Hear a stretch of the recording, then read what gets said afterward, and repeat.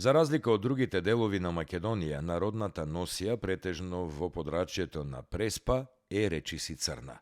Меѓу луѓето се кажува дека овде се носела бела носија, но таа била заменета по трагичниот настан со ослепувањето на Самоиловите војници. Посебно карактеристична е кошулата која се разликува дали е наменета за девојка, за мажена жена или постара жена. Ако на кошулата има 9 лози линии, станува збор за невести. Доколку беќарот види 7 линии, тогаш знае дека таа е девојка и може да ја запроси. Ако на кошулата пак има 5 линии, тогаш станува збор за возрасна жена. Носијата може да се види во приватниот музеј на народни носии на Јоне Ефтимовски од селото Подмочани.